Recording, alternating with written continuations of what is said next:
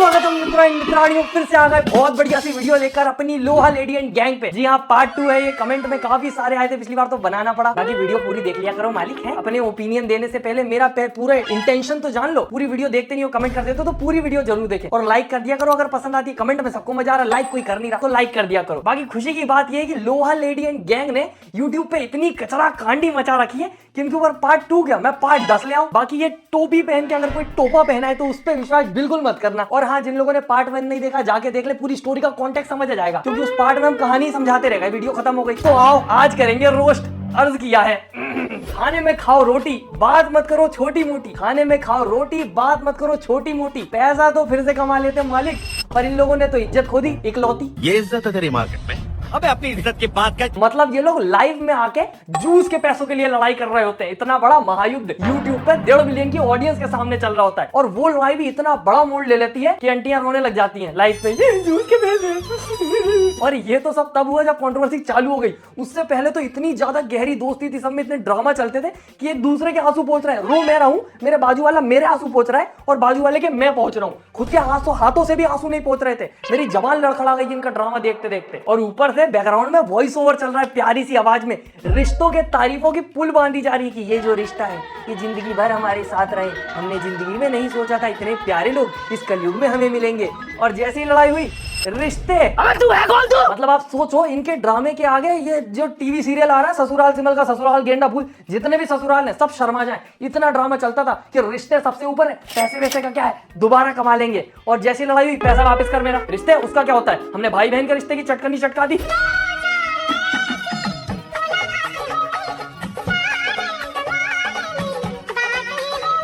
भाई बहुत सारे लोग हैं जो YouTube पे ब्लॉग बना रहे हैं, पर इतना ज्यादा बोरिंग और साथ में ड्रामे वाला ब्लॉग मैंने आज तक नहीं देखा। इनके टाइटल और थंबनेल में इतना ज्यादा ड्रामा होता है, टीवी सीरियल वालों की तरह इनको बैकग्राउंड में धुमता ना भी नहीं बजाना पड़ता। और बहुत सारे लोग मुझसे कमेंट में बोल रहे थे कि ये लोग बिग बॉस में जाना चाहते हैं, इसीलिए लड़ाई कर रहे थे। अगर ये बिग बॉस में गए तो बिग बॉस खुद घर से बाहर निकल जाएगा कि नहीं भाई इतनी उलझन मैं नहीं झेल सकता, मैं जा रहा हूँ दोस्तों, बाय बाय। और काफी सारे लोगों को गलत फहमी थी कि मैं लोहा लेडी का सपोर्ट कर रहा हूँ, क्योंकि आखिरी में मैंने कुछ ऐसा बोल दिया था पिछली वीडियो में कि अब इतना सब गुड़गोबर होने के बाद ये दोनों तो अपने बढ़िया ब्लॉग बना रहे हैं, इनको कोई फर्क नहीं पड़ा। ऑडियंस भी कमेंट में बोल रही है कि आप दोनों खुश रहिए, अच्छे से रहिए। असली नुकसान इसमें लोहा लेडी का हुआ है। तो मैंने तुम्हारा पर्सपेक्टिव जानने के लिए लोहा लेडी की बहुत सारी वीडियोस देखी और मुझे एक चीज समझ आई कि अगर इतने दिन से लोहा लेडी रो रही है अपनी हर वीडियो में तो अब तक तो जंग लग जाना चाहिए था। यार लेम जोक था क्या, हंसी नहीं आई तुम्हें? लोहा जंग, सॉरी मजाक से हटके दोस्तों, मुझे समझ आ गया आप लोग लोहा लेडी से इतने क्यों चिढ़ते हो, क्योंकि इतनी सारी नौटंकियां पूरी बाहर आ गई, पोल खुल गई, उसके बावजूद लोहा लेडी माफी नहीं मांग रही है, अपनी गलती नहीं मान रही है और एटीट्यूड और दिखा रही है। तो जंग तो लगा है, पर लोहा लेडी के दिमाग में ये जिस हद तक मुझे परेशान करने की कोशिश की जा रही है ना, सिंगल मदर हूं, मानती हूं सिंगल मदर हूं, लेकिन नाम अगर आपने सुना हो जो पब्लिक मुझे बोलती है आयरन लेडी। अरे लोहा दीदी, इतने प्रेशर के बाद तो असली लोहा भी बैंड हो जाता है, पर लोहा दीदी की अकड़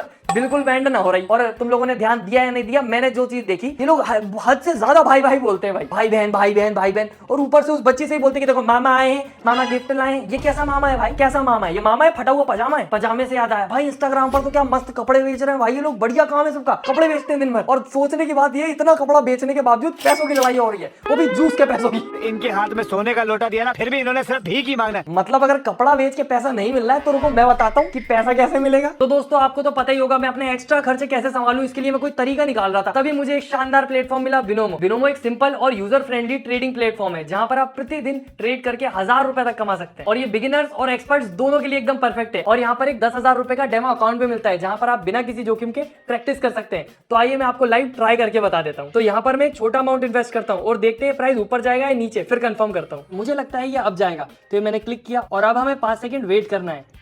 यस, मैं जीत गया। सबसे अच्छी बात, इसमें जो आपकी कमाई है आप उसको तुरंत निकाल सकते हैं बिना किसी छुपे हुए चार्ज के, जो कि बहुत ही ज्यादा सुविधाजनक है। बिनोमो पर काफी सारे अमेजिंग टूल्स भी हैं, जैसे कि क्यूरेटेड स्ट्रेटेजीज, ट्रेडिंग सिग्नल्स और काफी फ्रेंडली इंटरफेस, जो कि आपको सीखने में और आगे बढ़ने में मदद करता है। तो वेट किस बात का, अगर आप भी ट्राई करना चाहते हैं तो मेरे डिस्क्रिप्शन और पिन कमेंट में लिंक है, उस पर क्लिक करें, बिनोमो पर अपना फ्री डेमो अकाउंट स्टार्ट करें और देखें कि एक्स्ट्रा इनकम जनरेट करना कितना ज्यादा आसान है। और हाँ, यहाँ पर आपकी कैपिटल खतरे में हो सकती है, तो देख परख के ट्रेड करें, मतलब समझदारी से। और इतना ही नहीं दोस्तों, ये ऐप अपने दोस्त के साथ शेयर करके उसके भी पैसे कमाने में हेल्प कर सकते हैं और उससे आप भी पैसे कमा सकते हैं। बहुत ज्यादा आसान है, यहाँ पर इनवाइट पर क्लिक करना है और फिर शेयर कर देना है। तो ऐसे ही हर चीज इजी है दोस्तों जिंदगी में, बस समझ आना चाहिए। बस इन लोगों की कहानी इतनी उलझन भरी है वेरी हार्ड मोड में कि वो मुझे समझ ही नहीं आती। जितनी ज्यादा नई वीडियो देखता हूँ उतना और ज्यादा उलझता जाता हूँ, दिमाग में कचरा भरता जाता है। कूड़ा दान बन गया इनकी वीडियोस देख देख के। कितने बोरिंग ब्लॉग है भाई, कैसे देख रहे हो तुम लोग? सबसे खूबसूरत फोटो ये वाली।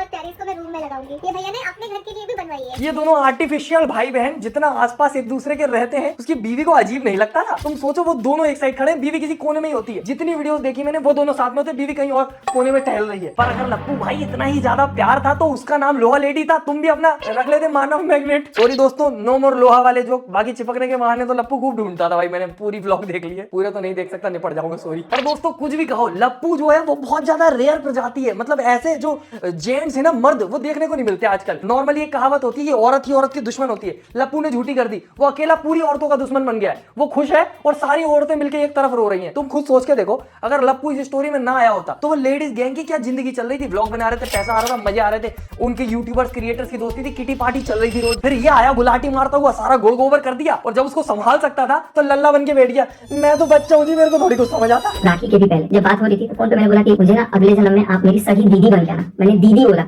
मैंने उनको बोला आप सगी दीदी बनना। तो कह मैं दीदी तो नहीं बनूंगी, कुछ और बनूंगी। मैं बोला क्या?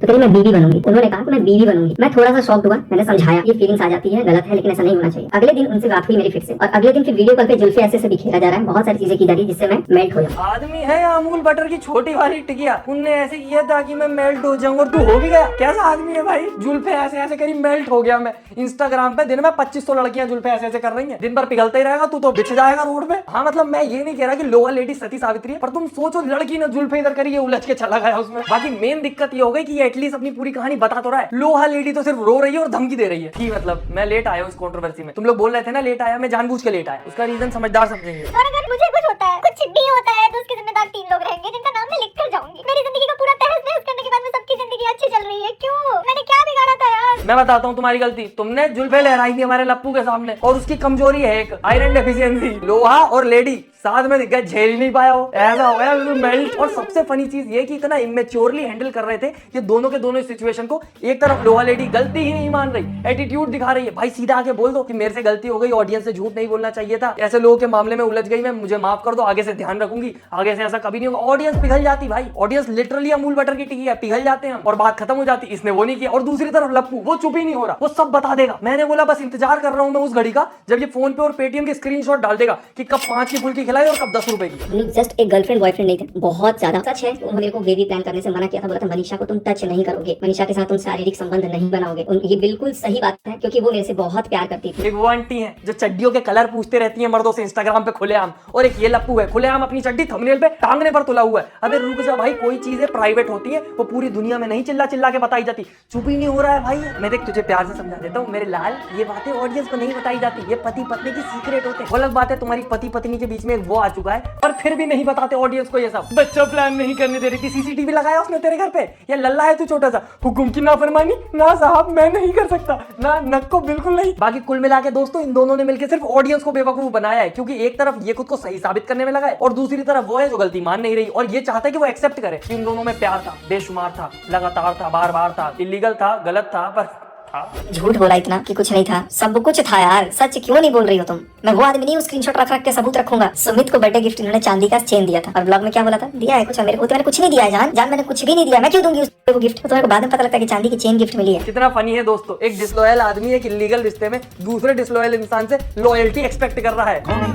कहां से आती है? देखो सीधी सी बात है, तूने अपनी बीवी से झूठ बोला, तू झूठा, उसने अपने मंगेतर से झूठ बोला, वो झूठी, तुम दोनों ने मिलकर ऑडियंस से सामूहिक झूठ बोला, तुम दोनों सामूहिक झूठे। तो जब दोनों ही झूठे हो तो एक दूसरे का झूठ पकड़ने पे इतना क्या हड़बड़ाना। बाकी दोस्तों मैंने जितनी पूरी कंट्रोवर्सी लड़ाई फॉलो करी अभी 2-4 दिन में, मेरे को जो समझ आया, लोहा लेडी चाहती थी कि लप्पू अपनी लप्पी को छोड़े तभी अपने मंगेतर को छोड़ देगी और ये दोनों एक हो जाएंगे सदैव के लिए। बाकी ऑडियंस भी कमेंट में बहुत मजे लेती है कि अरे अब तो हो गया लड़ाई दंगा, जो होना था हो गया, एक काम करो लप्पू और लोहा लेडी दोनों शादी कर लो।